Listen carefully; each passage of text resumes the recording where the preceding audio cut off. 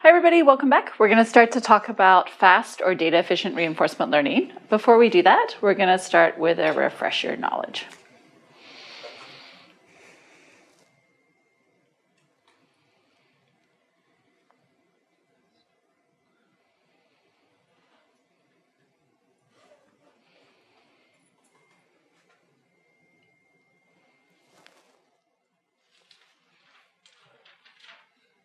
One of the things there's fairly good evidence about in terms of learning is that spaced repetition is helpful. So I'll try to periodically bring up ideas that came up earlier in the quarter when we do the refresher understandings.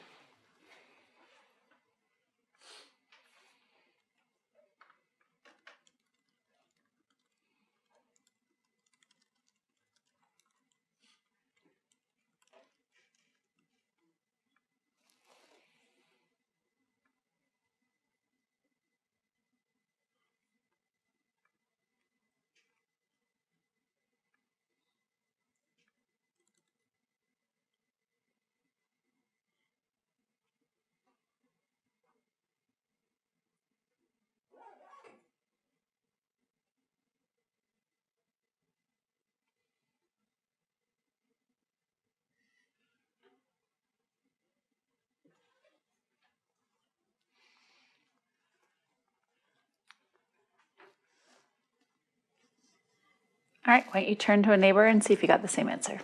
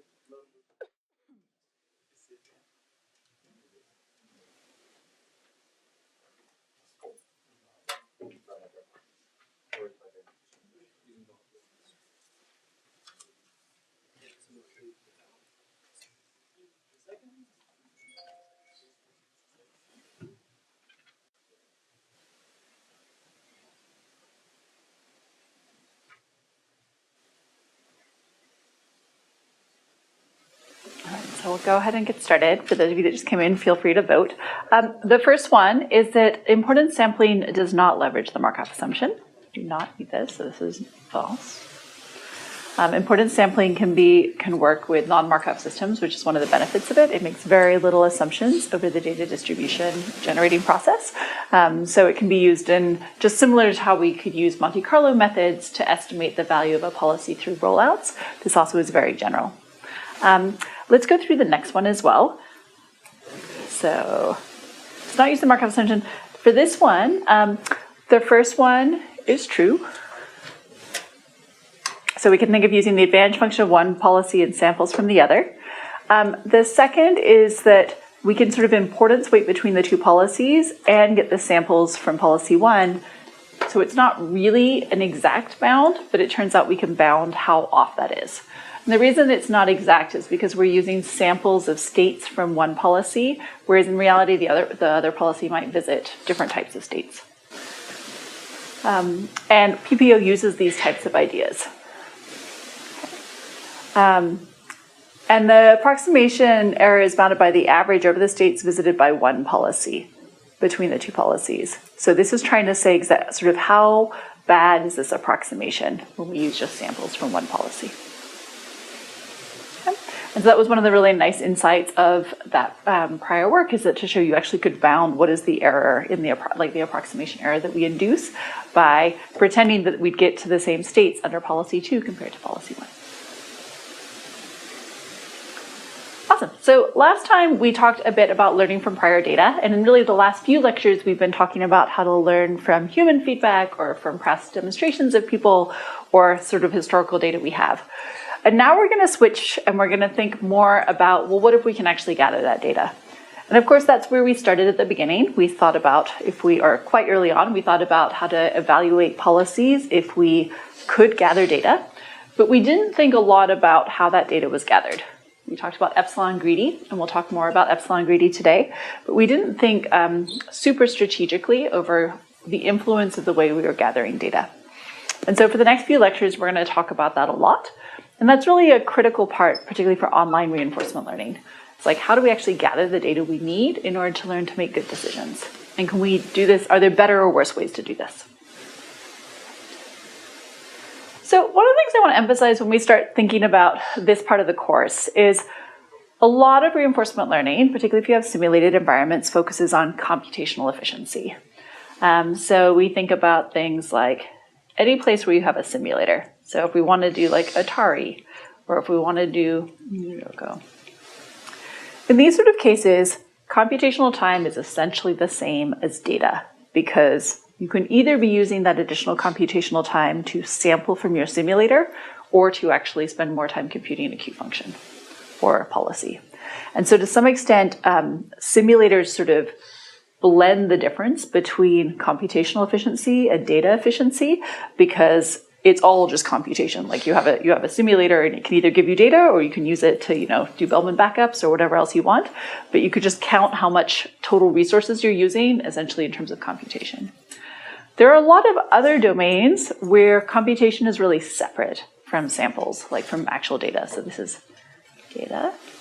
And these are a lot of the application areas that I tend to think about and a number of other people think about as well. So if you think about something like using mobile phones for health interventions, or if you think about consumer marketing, like which ad to show to people, or you think about educational technology, or you think about climate. I'll do sort of environmental policies. In all of these cases, there's sort of a real world that's happening out there. There's real students, or there's real patients, or there's where you're trying to decide, say, policies to encourage wildlife conservation or others. And so you have computers you can use to compute that policy, and then you have real world data. And the real world data I'll call samples, or sample efficiency here. And you care often a lot about that real world data and how sort of squeezing the most you can out of it. So in particular, you might imagine that if you have, say, data from 500,000 patients or something like that, that's quite a lot, bless you, but it's not nearly as large as what you would normally have in the case of, say, Atari, where you can just run the simulator forever. Or in the case of things like AlphaGo, where again, you could just play the board game Go against each other, against simulated agents forever.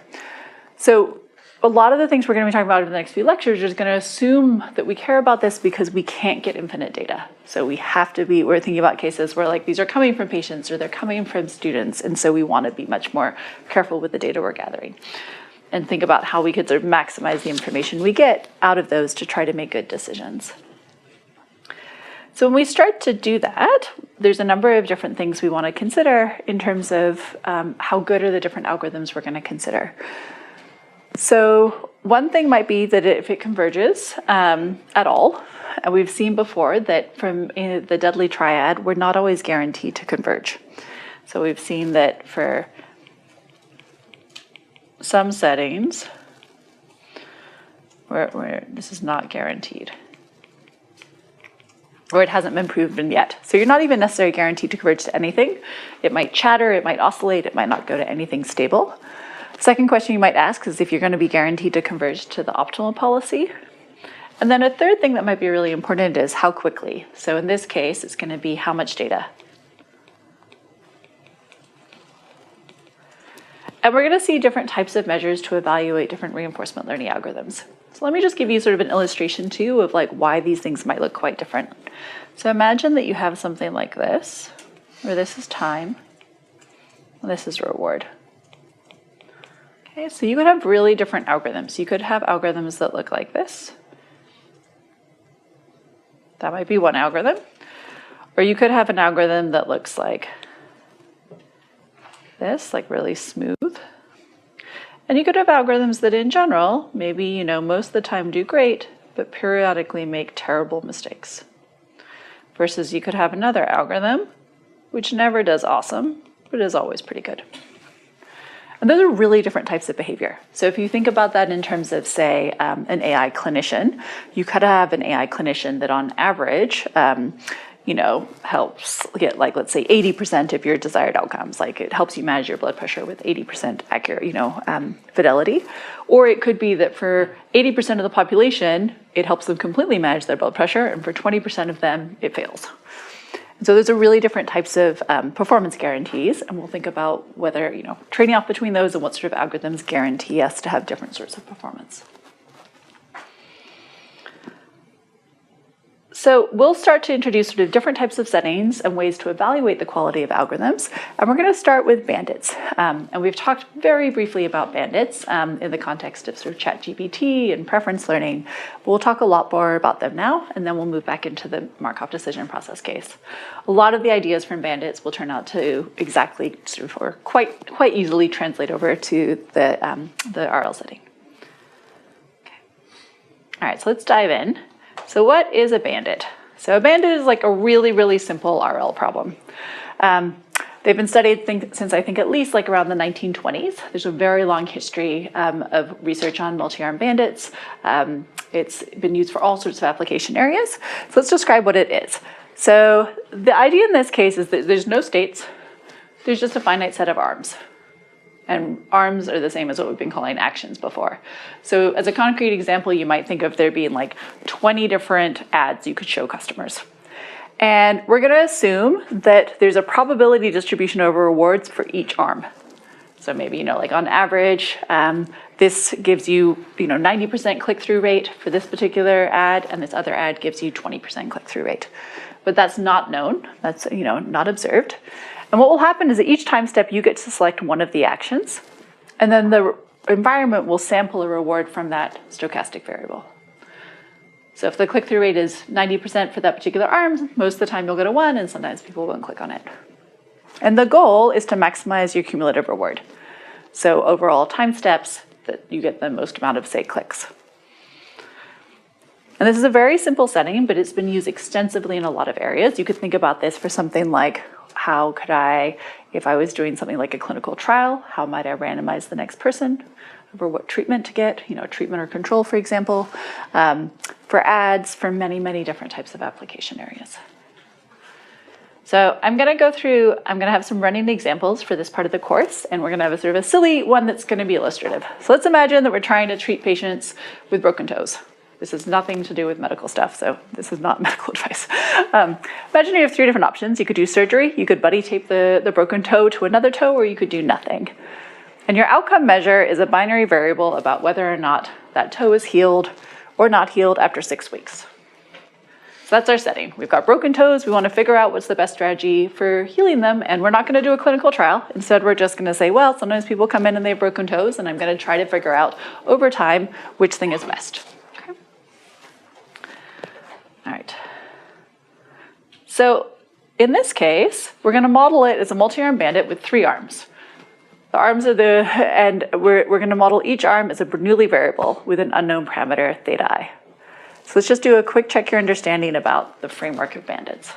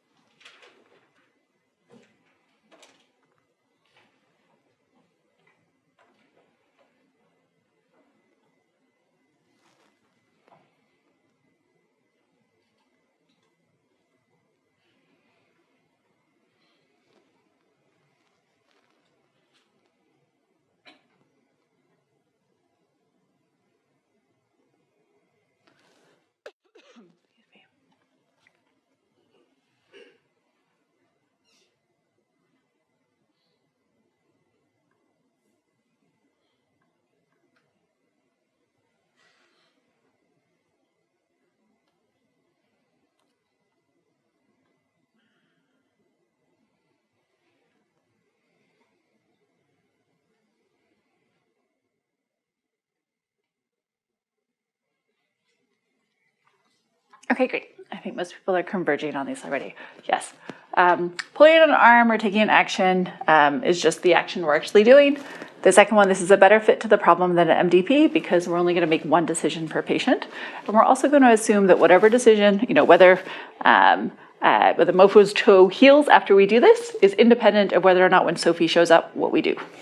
So these are totally independent processes. The next person to show up. So we don't have any sort of sequential dependence, even though we're making a sequence of decisions. It's like at each time point, there's a new person, we're just going to decide what to do for them. And yes, this is right. So if your theta I is between 0 and 1, meaning your outcomes are not deterministic, sometimes you'll heal, sometimes you won't. Okay. So one thing that we could do to solve this would be to use, So confirm there is no time point dependency of the probability distribution. It has to be the same in every single action. Great question. We're going to assume for now that everything's stationary, meaning that reward probability distribution is the same at every time step. So there's lots of really interesting questions around non-stationarity. Our labs don't work on that. There's lots of other really interesting work on this, like with time point, detection and change points. For now, we're going to assume it's stationary. And that would include the fact that we don't suddenly get a new distribution of people for whom different things work. Good question. All right, so one thing you can imagine doing is just to be greedy. So what we're going to do in this case, we're going to use Q today, not to denote like a state action or discounted sum of future rewards, or you can think of it like it's at that, except for there's no state, there's a single state, and it's only over actions and it's only the immediate reward.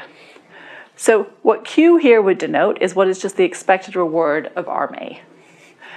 And we can just estimate that by counting. We can just look up every other time, we did surgery, what were the outcomes for that individual, and we can average. And what the greedy algorithm does is they just selects the action with the highest value and takes that action, observes the outcome, and repeats. So let's think about what happens when we do that. So if you have this setting, imagine that this really is the true set of parameters. So surgery in this case, in our fake example, is actually the most effective. Buddy taping is second, and doing nothing is not very effective. So imagine this. So you start off, and this is pretty common with a lot of bandit algorithms. If you have a small finite set of actions, often you'll just start off and you'll sample everything once. Now, when you start to get into like really large action spaces, like all of the ads you could recommend to people, we'll have to do something smarter. But in this case, you can just sample all the actions once. And let's see what you would observe. So in this case, imagine that you get the first observation here is 0 for arm 1, it's 1 for arm 2, and 0 for arm 3. So which arm, this is not meant to be tricky, which arm would you select next under the greedy algorithm?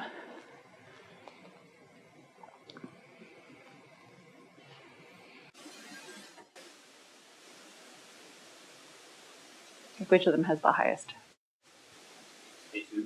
Right, exactly. So you would just, you deterministically, the probability of taking A2 would be equal to 1.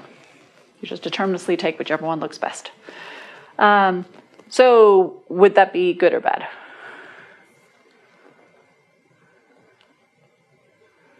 Bad. And in particular, would you ever select the optimal action? No, so you actually couldn't so it will never find it because you have a really low estimate of the true value of these two. Your average for A2 can never drop down to 0 because you've got at least 1, 1. And so even if you get zeros forever, which you're unlikely to get to for A2, you're never going to sample A1 again. So what we would say in this case is that this means that you will not converge to the optimal action, and this algorithm is not very good. And we'll formalize what we mean by not very good in a second. So this just is to illustrate why you should not just be greedy, that you can lock onto the suboptimal action forever. This highlights why you need to do some form of exploration, because you can, in fact, make an infinite number of bad decisions. So how do we quantify what it means to make an infinite number of good or bad decisions? We're going to use the word regret. And we're going to mean regret in the case of sequential decision making. Okay. So the idea in this case is that we're going to think formally about what is the difference between the decisions that our algorithm makes and the optimal decisions.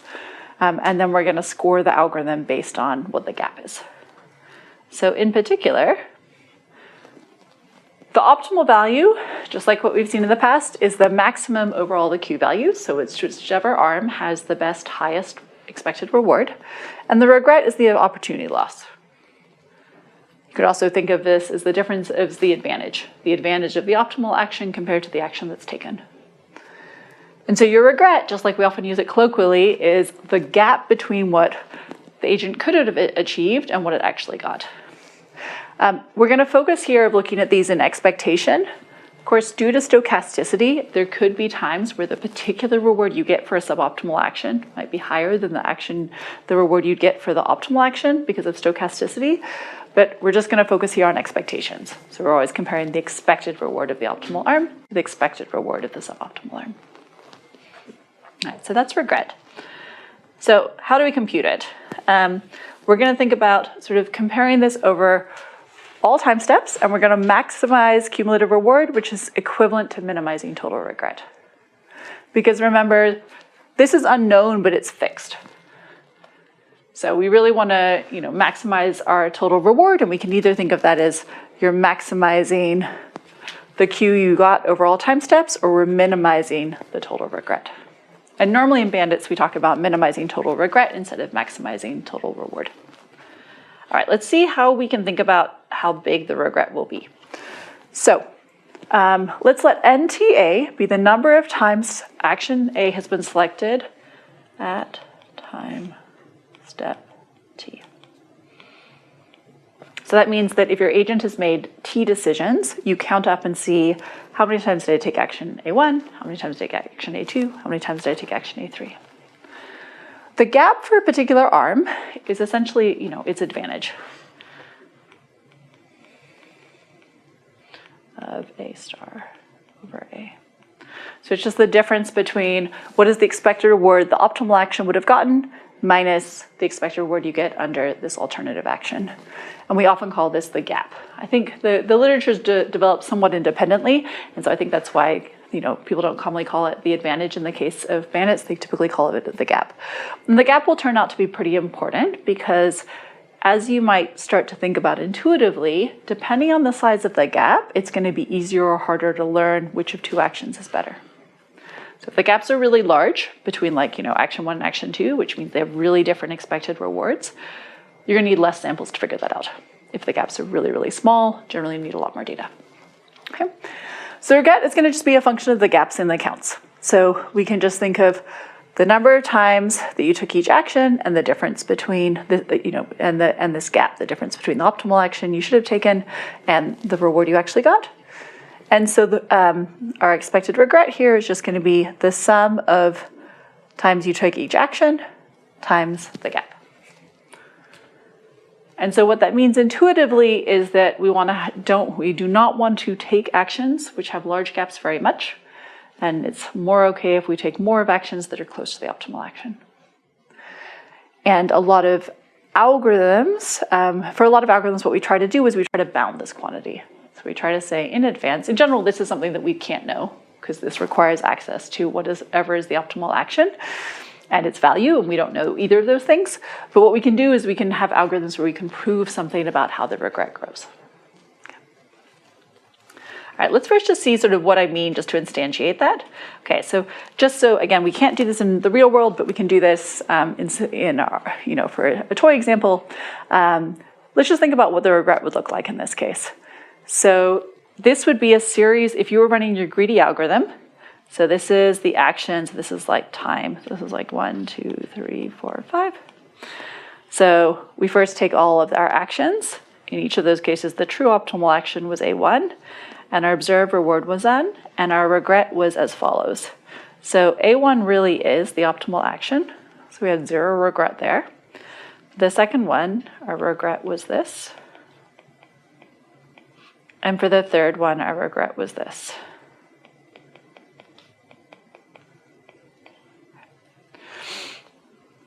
So this just shows you what the size would be. And so this here is actually the gap. It's the gap between the optimal arm and the arm that you're taking.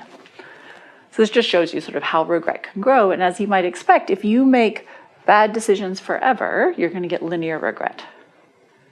So for example, here in the greedy case, if we now take A3 forever, our regret is going to be the total number of time steps t times 0.85, because that's how much we're losing for every single decision, and then we sum them all up. Okay. All right. So in general, it can be linear in the number of decisions. And so part of the main thing we're going to be trying to do is ideally you would have constant regret or zero regret. What I mean by constant regret would mean that you make a finite number of bad decisions. So if you can figure out what the optimal arm is and then take that forever, then you'll have constant regret, because it just is going to be, say, I make 10 decisions, then I learn the optimal arm, and then I make the optimal thing forever. That's generally pretty hard to do. If you, in the worst case, you'll be linear. You'll make a mistake on every single arm, decision forever. And typically what we're hoping to find is we're hoping to have sublinear regret. So it still might grow with the number of time steps, the number of decisions you're making, but it's not going to be linear. Okay, and we'll see a lot more about that. Okay. All right. So what we're going to think of next is, we've seen these before, the epsilon-greedy algorithms. So let's think about what sort of regret epsilon-greedy will have. We've seen that greedy can be linear. Now let's see if there's some better things we can do. Okay. So in this case, we're going to do, just to refresh our memories, with probability 1 minus epsilon, we're going to be greedy. We're going to select whichever action is the argmax, and otherwise we're going to select a random action. And that means that epsilon amount of the time, we're going to be making some suboptimal decision. Because unless all of your arms are optimal and your gaps are 0, in which case it doesn't matter what arm you're picking, if you select things at random, you're always going to be making some bad decision at each time point. Okay. So what does this look like? Okay. So what this would look like in this case is, imagine again, we sample all 3 arms to start. This is our epsilon. I'm just going to work out what it will look like. So with this case, we're going to 90% probability, we're going to be greedy. And in that case, we will take action A1 and A2, each with probability. Assume that you split ties, 45% probability. And then with 10% probability, we will take all of the other actions. So we'll have like 3.3% A1, A2, and A3. So that's just to be concrete about what that would look like in this case. I'll skip through this. So the question here is, what will this regret look like? So now we want to try to compute this for epsilon greedy to think about whether we'll have sublinear regret for epsilon greedy. Okay. All right. So let's assume that we're in a setting where there always exists at least one action such that the gap is non-zero. That means that not all arms are tied. If all arms are tied, again, it doesn't really matter what you do because everything is the same, and so it doesn't matter what action you take. So this makes it a non-trivial decision-making problem. So let's think about, in terms of our thing, whether or not epsilon equals 0.1 can have linear regret, and whether epsilon equals 0 can have linear regret. As in, this is generally trying to think about, are there settings of epsilon for which you could get linear regret, and maybe settings of epsilon where you couldn't? I don't know if this is actually on the there are 3 and we've answered all 3. You don't know what? I don't know if this one's actually on the add post. We've answered all 3 there. I wonder if that was missed. All right. Well, if it's not on ed, feel free just to. I have it. Oh, okay. I can check and see. I wonder if some things got missed in the last one. Oh, I think that. Okay, hold on. I'll post those in, but feel free just to think for a second, and then I'll ask you to talk to a neighbor. Let me see. I think some things got mangled. Which ones were mangled? This one.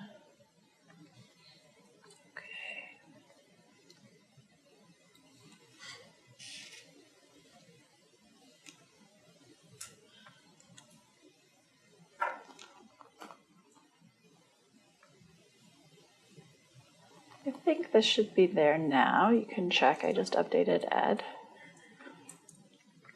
Tell me if that didn't work. Does that work? Looks like great.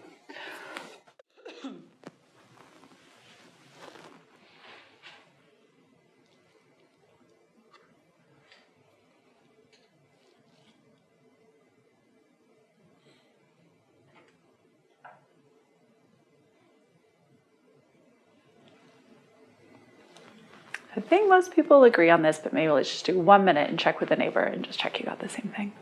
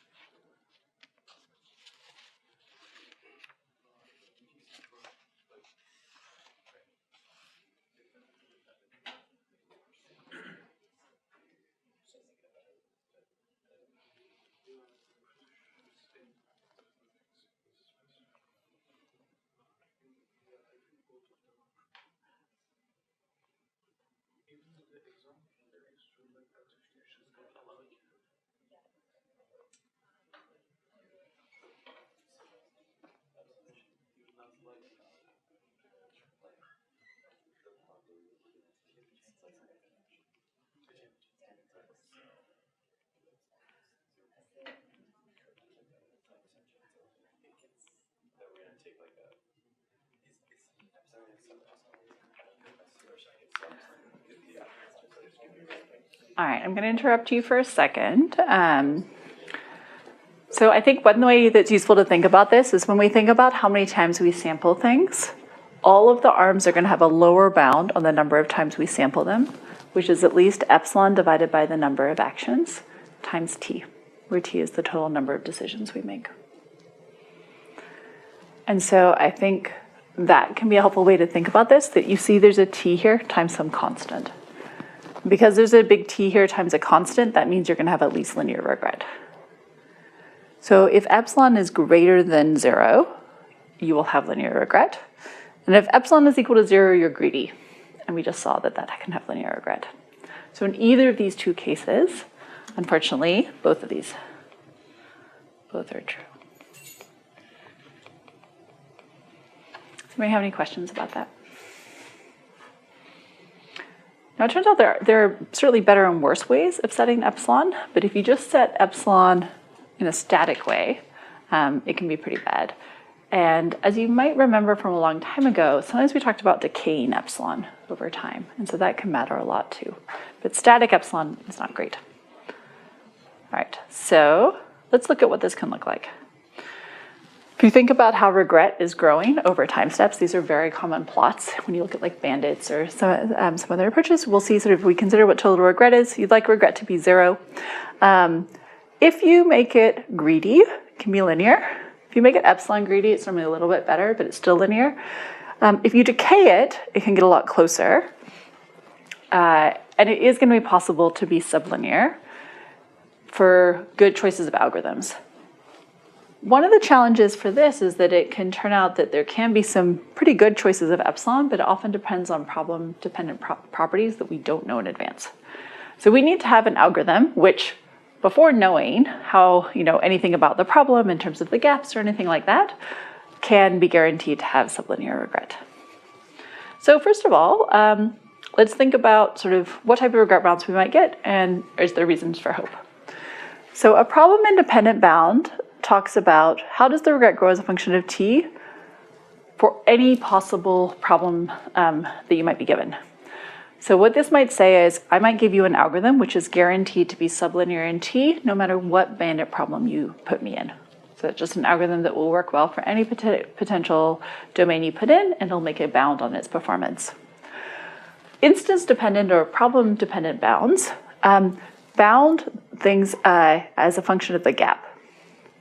Now, one of the really elegant things of problem-dependent bounds is that it doesn't mean the algorithm has to know the gaps. It just means that if it turns out the problem's easy, like there are really large gaps, you will have a much better regret.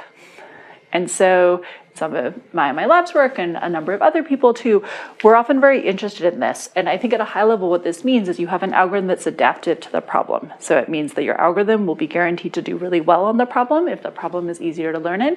And if it's harder, well, then you can't do well anyway. And we'll do as well as it can. So we'll talk about bounds that are both types of these. In general, is the gap usually like less than 1 if we're considering only rewards? Do we usually consider only rewards between 0 and 1? Great question. Totally depends on the domain. So if you're looking at like Bernoulli's, then it's naturally between 0 and 1. Other domains might be very different. You can always normalize it. I think whether the domain has really big gaps really depends. So if you think about something like click-through rates for ads, click-through rates are really, really hard to optimize. It's often like, 0.01 versus 0.011. Like, nobody likes ads. So in those cases, the differences, the gaps we're looking at could often be really tiny. And so you'll generally need a lot of data, and having smart, data-efficient algorithms will matter a lot. There might be other cases where there's really big gaps. If the problem has really big gaps, it's really easy. And so it tends to not matter too much what you do there, because you can quickly estimate them. Great question. Okay. All right, so here's a reason for hope. So there's a nice lower bound by Lay and Robbins. I think this was around 1950s. It's been a long time, which tries to think about what's the minimum regret you're going to get as a function of the problem. And so this means that any algorithm is going to suffer at least this much in terms of regret. So it says you're going to at least be log t, like in the number of time steps, number of decisions you've made. And for any arm for which it is suboptimal, you're going to suffer this in terms of a KL difference between your distribution of rewards you get on your arm, on that arm, versus the optimal arm, with the gap on the numerator. But this should be promising because it's sublinear. It's log. It's not linear, which means that the lower bound says, according to this, it is not yet impossible to try to have sublinear regret. Okay, and this would be considered a problem-dependent or instant-dependent bound because this holds based on the unknown gaps. Okay. So now we're going to see one of my favorite ideas in the course, which is optimism under uncertainty, which gives us, I think it's a lovely principle because it shows why it's provably optimal to be optimistic about things, which is kind of beautiful. And it's going to be one of the first things we're going to see that's going to allow us to have sublinear regret. Okay, so why is optimism good, and what do we mean by optimism in this case? Okay, what we mean is we're going to choose actions or arms, oops, there's a typo there, that might have a high value. Well, what happens when we choose things that are good? So one thing that can happen is we actually get high reward. So that's good, because that's our goal. So we want to get high reward. So we want to maximize reward / minimize cost. What's the other thing that can happen if we pick something that might be good? Might have high reward.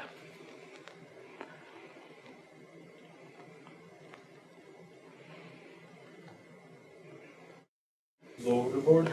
Low reward, exactly. So yeah, those are the only two things. You can either get high reward, you can get low reward. What happens if there's low reward?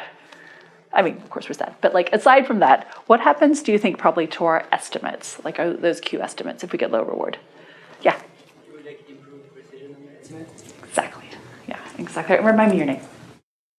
Yeah, so what you said is exactly right. So basically, either you get high reward or you learn something. Okay, so the other alternative is you get low reward and you learn something, and you're going to improve your estimates. And from the point of view of a reinforcement learning algorithm or a bandit algorithm, both of these are really valuable, right? Because either you're actually achieving your goal or you are learning something so that in the future you won't make bad decisions in the future. Okay, and so that is why optimism is, we're going to see, provably optimal. Okay. All right, now of course that means that we have to have an algorithm that leverages the information we get when we see low rewards. Okay, so we're going to have to be formal about what it means to be might. We're going to formalize this as quantifying our uncertainty. So we're going to need to be precise over our confidence intervals or uncertainty bounds, and then use that to make decisions. Okay. So in particular, what we're going to do is we are going to estimate an upper confidence bound for each action value, such that that confidence bound, that upper confidence bound holds with high probability. So we're going to make sure, we're going to be frequentists today, we're not going to be Bayesians. Don't worry if you haven't done a lot on either of those, but we're going to focus today on just high probability bounds. So we're going to need a UT of A, where that holds with high probability. And we're going to want this to be dependent on how many times we've selected the arm. There are lots of ways to quantify uncertainty. We're going to focus today on a frequentist view and just thinking about counts. And then the way we're going to behave, the way that our agent is going to take actions, is just going to pick whichever action has the highest upper confidence bound. And there's a whole suite of algorithms that are called UCB algorithms. So there are many algorithms that are variants of this notion. There's also ones that are called optimism in the face of uncertainty, OFU. Okay. So it's a really simple idea. Now the question is going to be, how well does this perform, and how do we quantify the uncertainty? So let's go through Hoeffding's inequality. We're going to use it in homework 3, but I'm curious who has seen it in previous classes. Okay, maybe a couple people, but most people I wouldn't expect you to do. Okay, so Hoeffding inequality is a really useful inequality. The idea of it is we're just going to think about how different can our observed average be from the true mean. So let's say we have n samples that are somewhere between 0 and 1, and this is our true expectation. This is their true mean, which we don't know what it is, and this is our sample mean, just over the n samples. What Hoeffding's inequality says is that the difference between your empirical estimate and the true estimate, if they're off by u, then the probability of that happening is going down exponentially, which essentially means that as you have more data, the chance that your empirical estimate is really different than your true mean is going down exponentially fast. Like you can't have your empirical average be, 30 and the real thing is 2,000 if you have a lot of data. You're going to converge at, on the true mean, which is of course what you would hope, but that this says a formal thing about what the rate is. So let's just look for a second and think a little bit about what this can imply. Okay, so let's look at this part. Let's say I'm going to do it for the absolute value, probability of E of x minus xn. So this is again just our empirical mean. The probability this is greater than mu, so that this gap between our empirical average and the true one is there. And so why, just to back up, why are we doing all of this? We're going to want to figure out a way to get an upper bound on what the real mean is of this. And so what this equation is going to allow us to do is to try to figure out how big do we need to set u to be in order for us to get an upper bound on what the true expected reward might be for a particular arm. Okay. All right, so let's see how we can do that. All right, so we're going to say this is less than, I've got an absolute value here, so we're going to use this version. Okay. And we're going to set this to delta. So this is going to be the confidence with which we want this confidence interval to hold. So this is going to be want the CI to hold with this probability with 1 minus delta probability. So we're going to try to construct an upper confidence bound that holds with least probability 1 minus delta. Okay, so let's just do this. Now we're going to focus on this side. So we're just going to do some algebra. It's equal to delta over 2. That means u squared is equal to 1 over n log of 2 over delta, which means u is equal to square root. Okay, so this gives us a range, and it says if we want the probability that our empirical estimate differs from the true mean by no more than u, then it is sufficient to set u equal to this. Okay, so that means that we can say that x n minus mu is less than or equal to expected value of x, which is less than or equal to xn plus u, with probability greater than or equal to 1 minus delta. So that just created our upper confidence bound. So this said with high probability, I can take my empirical estimate, I add in my mu. My mu here, note, just depends on the number of samples that I have, and that gives me my upper confidence bound. And so we can use this. We can use this given our data. It just requires us to count how many times we've sampled things, compute the average, and then add on this additional bonus. We often call these like bonus terms in these cases. So this is going to create the UCB1 algorithm, which is at every time step, we're just going to compute. This is, again, remember the Q hat is this the empirical average.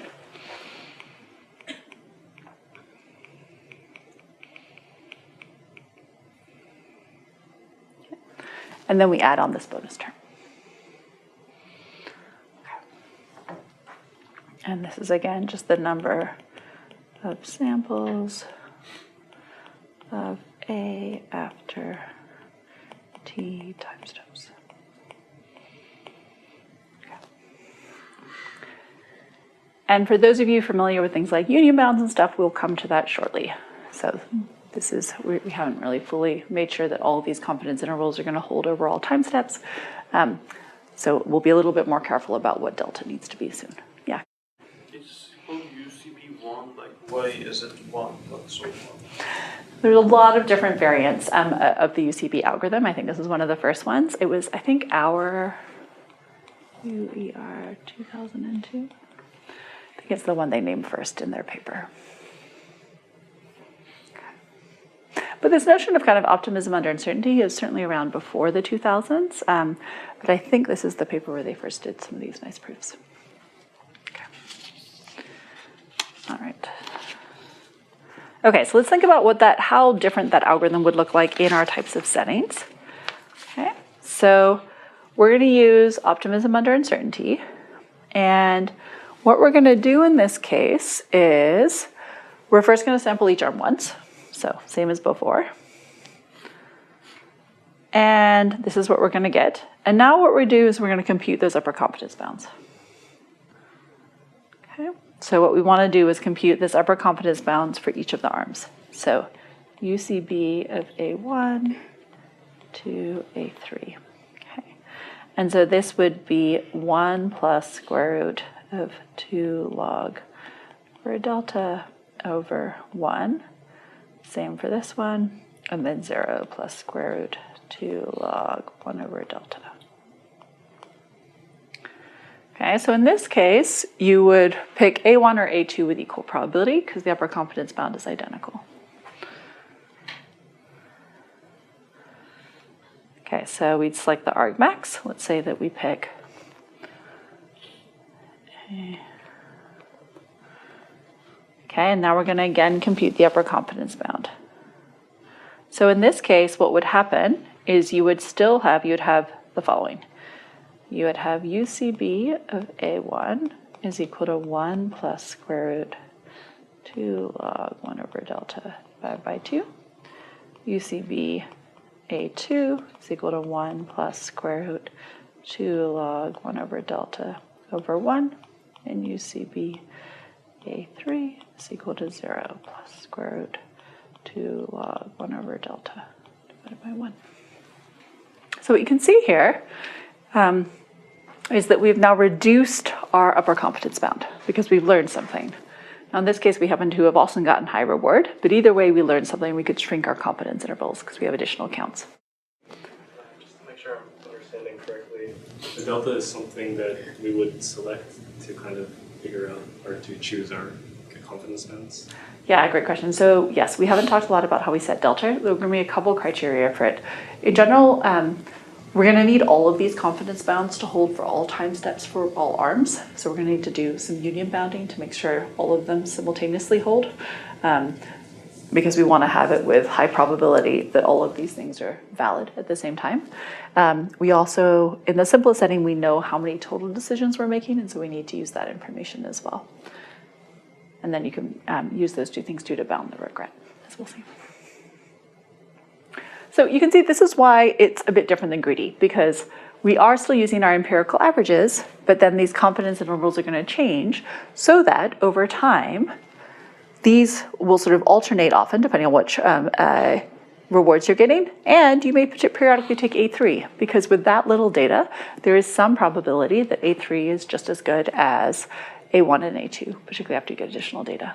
And so it'll sort of alternate between the arms based on these upper confidence bounds. Okay. Let's go ahead. I'll skip through those here. Let's go to here. Okay, so this is, as we were just asking, it's a little bit subtle. If you have a fixed number of time steps, like you know that total you're going to make like big T decisions, you can set T to be roughly, you probably want this divided by A. This is because you can use a union bound. So why are we doing this? We want these upper confidence bounds to be valid, and we need them to be valid at every single time step because we are using them to make decisions. So this is also related to false discovery and other things like that, if you've heard about them in machine learning. So what we're going to use here is we're going to think about all of these as being events that these confidence bounds hold. And what we mean by that is that they really do contain the true value, the true unknown value with high probability. So what we're going to say is the probability that all of these events hold, which means that all of our confidence intervals are valid for all of the arms, for all of the time steps, we're just going to use a union bound, which says we're just going to sum over the probability of each of them over all of those events. So that would be roughly the number of arms times big T. And so that's why you can then just divide your confidence interval, your delta, you can just divide your delta into delta divided by T times the size of your A, and that generally is sufficient. And just to think about what that will do in terms of your bounds, so remember we had a log 1 over delta term, so that means you would get something like this, log T A divided by delta. So generally the union bounding sort of blows up your log term. There's various approaches, including law of iterated logarithms and others, to try to get this term to be smaller. So you can do tighter things than this.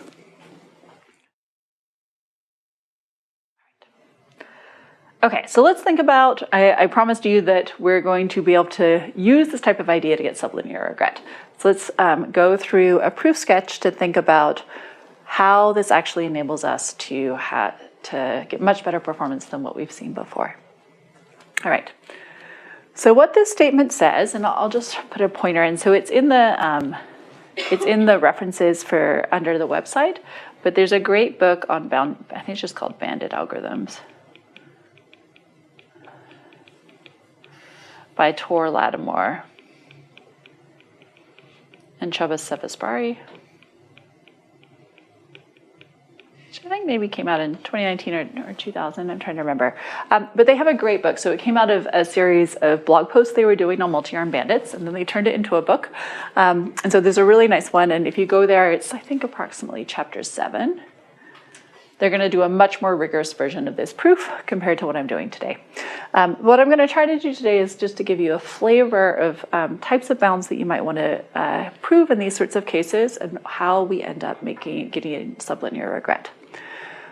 So what this result says is the following. If you think back, what we said before is we could bound the expected regret by how many times we choose an arm and how much gap or loss we have whenever we choose it. And so one thing that we could do is then try to just think about, well, we don't know what the gaps are, but the gaps we can just write down as the difference between the expected reward of that arm versus the true reward of that arm. That's not something we can influence. The thing that we can influence is how many times we're selecting bad arms. So what this says is that if an arm is suboptimal, the number of times that we pull it, the number of times we take that action in upper confidence bounds, scales as a constant C prime. I'm not going to tell you what that is. Often in the algorithms, they don't tell you what that is either. I mean, it'll be somewhere in the fine print. The point is that constant can't depend on parts of the domain. So it can't depend on the number of arms or the gaps or things like that. It could be like 37, for example. So a constant times log of 1 over delta, delta squared plus pi squared over 3 plus 1.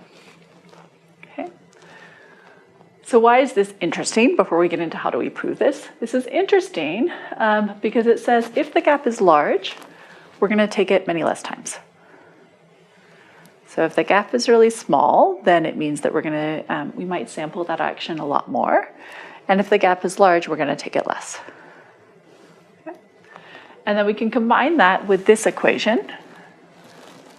And what happens in that case is, I'll go through that part before we actually sort of think about, so what we're going to focus on sort of doing a proof sketch of for today is to focus on this part. But let's just think if we could prove that, why that would show the second. Well, what we would get in this case is we would say we'd get this term plugged into here. And the main thing that would happen there is this would become delta, because we multiplied it by a delta on top. And then here, if you assume that everything is bounded between 0 and 1, then the deltas are at most 1, 2. So you can get, this is just the number of actions times 1 plus pi squared over 3 for this term. So this just shows how what your total regret would be, in this case, your total expected regret. As I said, there's quite a bit more subtleties to the formal proof, but this just gives sort of a rough idea. So do we have any questions on that before we dig into how we show the first part, which is the total number of times we're going to take arms. We're going to pull a particular arm, scales with 1 over the size of the gap squared.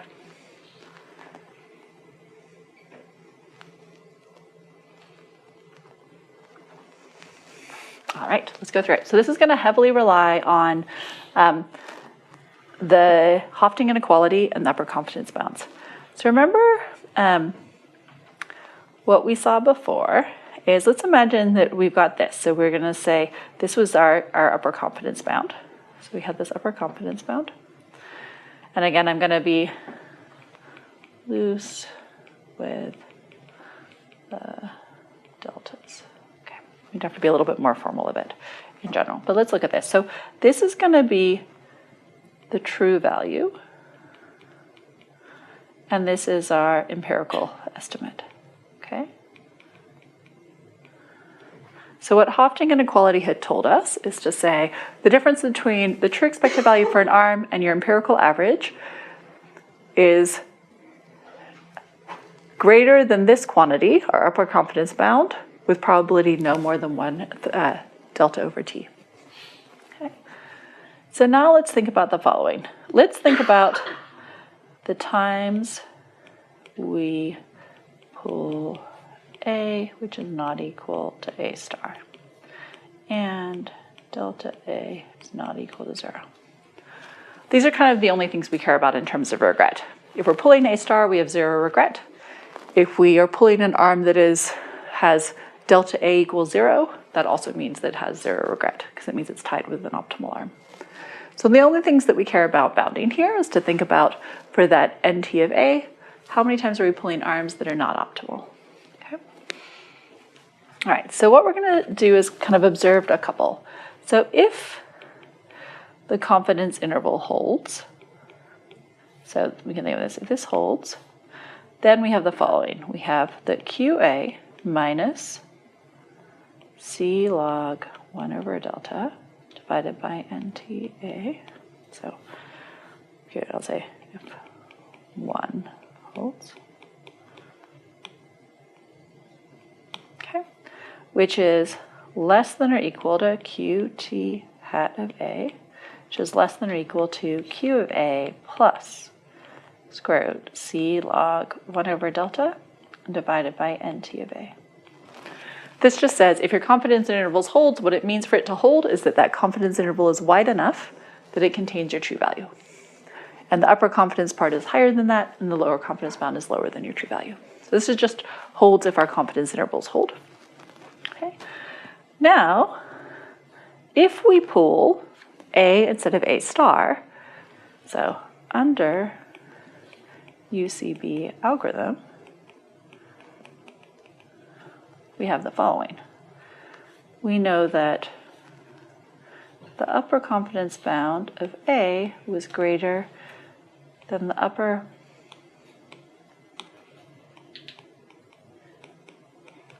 because that's why we picked this alternative action. So in this case, if we pull this arm A, that means that its upper confidence bound was different than the upper confidence bound of the optimal action, and it was more preferred. So that's the only time we ever take the wrong action, is if its upper confidence bound is higher than the other actions. Okay. So let's write down what that means in terms of its upper bounds.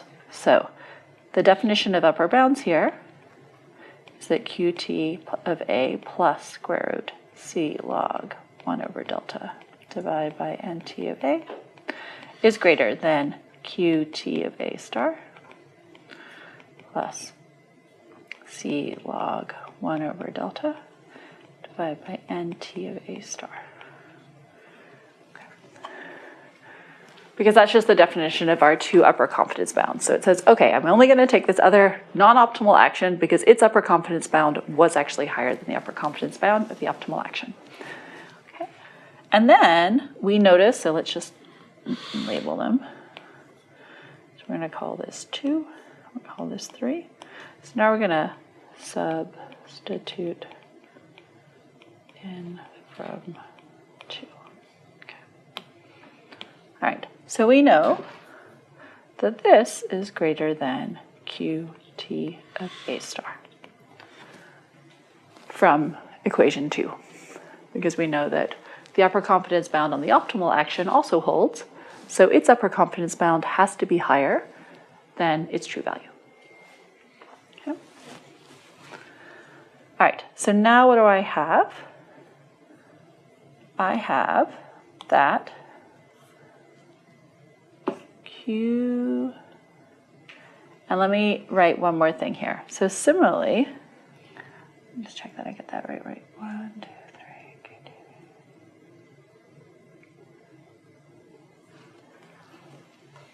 Q2.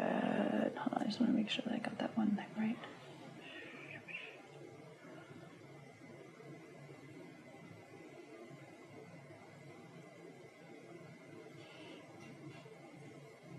Yes. Okay, so that means that QT of, oh, hold on. All right. So this is going to mean that Q of A plus, I'm confusing myself, but I'll figure it out in a second, of NT A times 2 is greater than Q of, oops, I should have written this here. Okay, this is just the true one. Okay, so let me just make sure I did that correctly because I want that to end up going in this case. Let me just make sure that I did that in the right way. I feel like I'm off by a constant. All right, I'll double check the constants afterwards. I'll just write a note. So I'll check the constants. Okay, but the main formula is going to be fine. Even if you drop the 2 here, that would, here we are. So what we're going to have in this case, something's bothering me. I'll see if I can figure it out in a second. So what we want to argue in this case is that the Q of A that we have plus 2 of the confidence intervals is going to be greater than Q of A star. And I'm confusing myself slightly now, and I'll check into it later. But what this would mean in this case is, let's assume this holds for a sec. I'll make sure I get the explanation for next week, or I'll just put it on ed. What we'd have in this case is we're going to have that 2 square root C log 1 over delta over NT of A is greater than Q of A star minus Q of A, which is equal to delta A. Let's go to the next slide. Okay. So if we have this in this case, what we can then argue is that in this situation, what we have here is that we can rearrange this to the other side. So let me just do the algebra for that part. So what we're going to have is we're going to say that 4 times C log 1 over delta divided by NT of A is greater than or equal to delta A squared, which means that if we rearrange this here, we have NT of A is less than or equal to 4C log 1 over delta divided by delta squared. Okay, and that looks really like this. Okay. So what is this saying intuitively? Intuitively, this is saying if your confidence bounds hold and you use them to make decisions, then if those confidence bounds are holding, then the only time that you make a decision that is wrong is where these confidence bounds is large enough that it overwhelms the gap. And the number of times that that can occur is finite because the gap is non-zero. And since we know from Hoeffding's inequality that the size of the confidence intervals are going down over time, eventually they will get smaller than the gap. So you're going to sort of take these suboptimal actions less and less often according to sort of how quickly your confidence intervals are contracting relative to the gap in these cases. You may have any questions about that?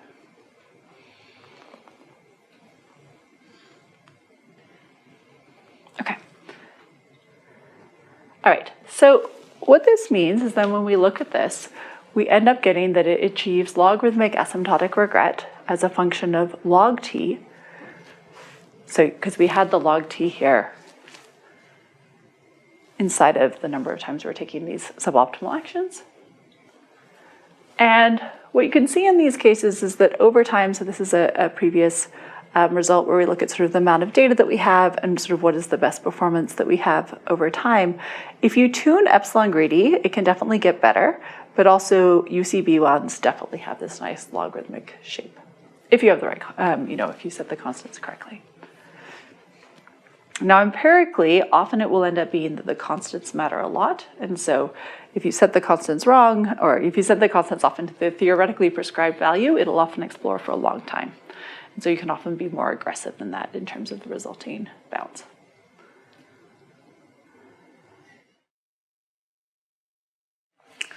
So an alternative we could have done to UCB is to always select the arm with the highest lower bound. This can yield linear regret.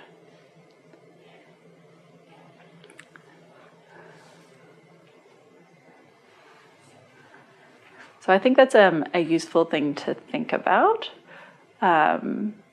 This is optional, but you can do the check your understanding to think about why can this lead to linear negative regret.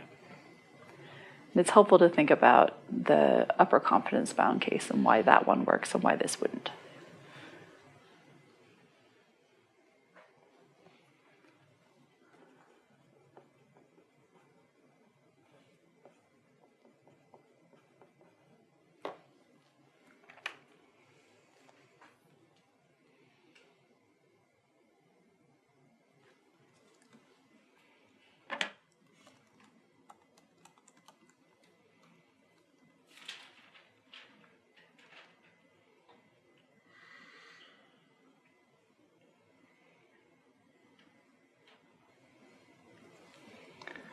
So in particular, I guess, imagine this was on an exam. What I would be looking for in this case is for you to construct a multi-arm bandit case for which selecting based on this criteria would give you linear regret. So if you think back to the example I showed you for greedy, where we considered a particular sequence of arm pulls such that you would never recover and you'd get linear regret in that case, think about this sort of setting too, where based on some confidence intervals, if you select whichever one looks like it's better in terms of its lower bound, that you would never recover and select the optimal action.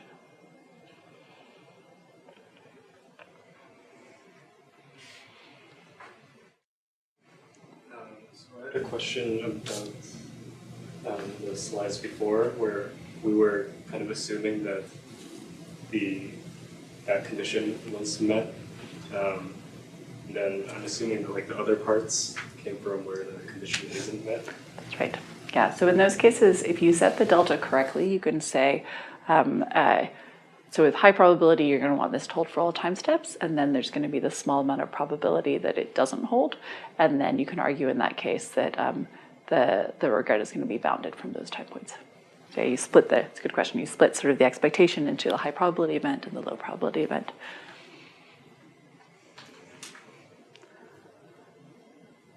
So why don't you talk to our neighbor and see if you got the same thing.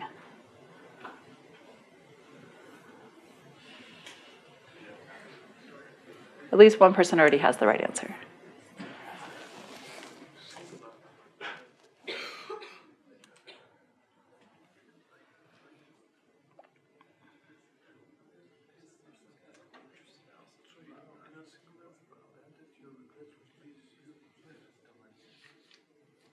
Oh, good.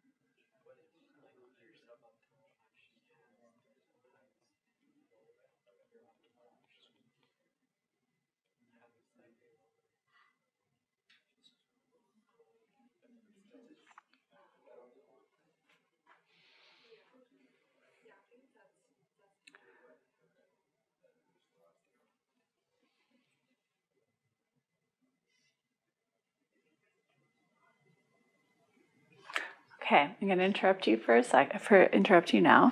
Where would I have to put the mean and the upper bound for A2 so that being pessimistic fails? So according to the algorithm, here, if we select the arm with the highest lower bound, we would select A1 because A2 has a lower bound. But where would I have to put its upper bound and its mean for it truly to be, for us to have linear regret?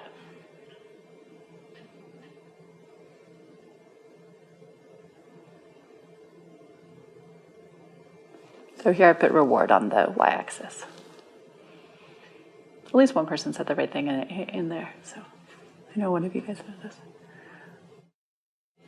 The mean of A2 should be higher than the mean of A1. Yeah. And then the upper bound should be higher. Should be really high. Yeah, that's right. So, for example, could have this. Okay, so you could be really uncertain about it. Its lower bound is lower. Once you pick A1, the lower bound here, at least an expectation, is only going to get closer. Like the lower bound, these are valid confidence intervals. This lower bound really is smaller than the mean of A1, which means on average, whenever we sample A1, this is really just going to shrink. Okay, which means we'll never pull A2. A2's upper confidence bound is higher than A1, so under UCB we would learn this. But if you're pessimistic, in some way, if you think about for upper confidence bounds, if you're optimistic, either you're correct or you learn something. The problem with being pessimistic is that you may not learn anything because you're not updating your other bounds. Okay, I realized why I was being confused, so let me go back and just correct that here. Okay, so how did I get these? So let me just clarify. It was this step I was confusing myself. Okay, so we had this particular equation, right, that the empirical average plus its upper confidence bound was bigger than the optimal arm's empirical average plus its upper bound. What I did from equation 2 is remind ourselves that the empirical average is always less than or equal to the true value plus the upper confidence bound. So we substitute that in for QT to get the QA plus 2 times the bound. Okay, so that's why this works out. So you just substitute this with this upper bound into here. So then it gets Q of A plus this upper bound plus this upper bound, which means this bound becomes 2. So that's where that came from.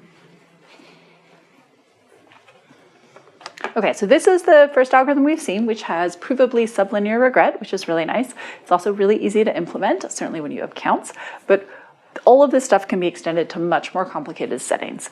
And so there's a lot of work of thinking about for function approximation and RL, and we'll see all of those, of ways to sort of think about formalizing this optimism under uncertainty principle in order to make decisions when we don't know what the outcomes will be in order to reduce our regret over time.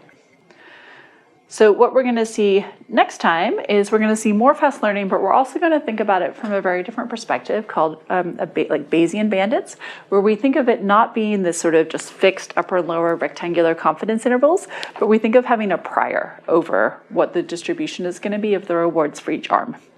And then in that case, we can also introduce algorithms that end up being somewhat similar to optimism in certain ways, as ways to use those prior informations to figure out how to quickly gather data and start to make good decisions.